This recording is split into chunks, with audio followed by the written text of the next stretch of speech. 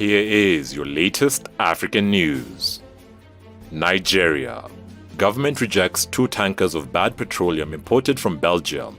Following the circulation of adulterated petrol in Nigeria which damaged vehicle engines, Nigerian federal government has turned back 2 tankers carrying petrol loaded in Antwerp, Belgium and destined for Lagos. This is coming as the Organization of Petroleum Exporting Countries and its allies have continued to produce crude oil below their production targets, with the group's output falling by a record 700,000 barrels per day, below its collective quotas in January. The off-specification fuel was rejected amid the raging controversy over the bad fuel in circulation in the country, which led to the disruption of the country's supply chain, resulting in long queues in filling stations across the country. The imported tankers were said to have high methanol content, while marketers were advised not to sell to consumers after 100 million liters were said to have been in circulation.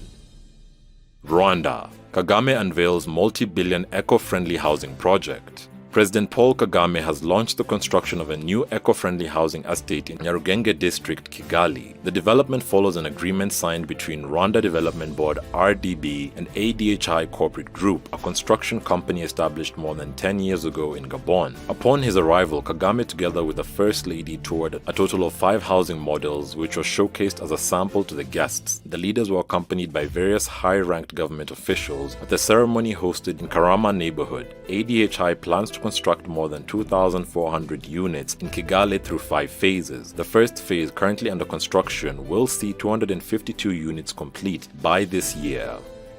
East Africa. Tanzania and Kenya ranked 5th and 6th most beautiful countries in the world.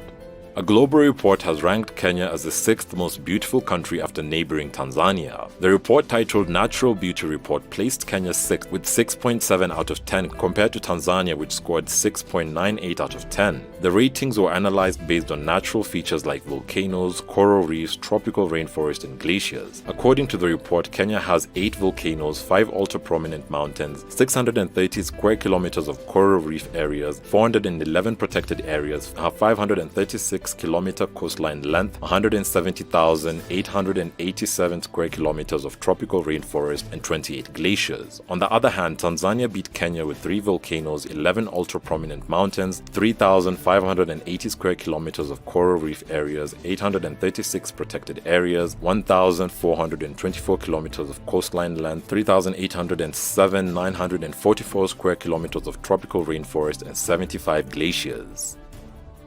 Burkina Faso. Burkina Faso military chief declared president. After a coup last month, Burkina Faso's new military leader, Paul-Henri Sadaogo Damiba, was declared president by the country's top constitutional body. He was also named Supreme Commander of the Armed Forces and Head of State. The move reaffirmed the military government's declaration on January 31st that Mr. Damiba would be appointed to those positions for a transitional period, with 2 vice presidents assisting him. Mr. Damiba's formal swearing-in will take place on January 16 in the capital Ouagadougou, according to a statement from the Constitutional Council. On January 24th, dissatisfied officers headed by Mr. Damiba deposed Roch Marc Christian Kabore, the country's elected president, who had faced widespread public outrage over his handling on the ongoing Islamic insurgents. Ethiopia. Commercial Bank of Ethiopia inaugurates tallest building.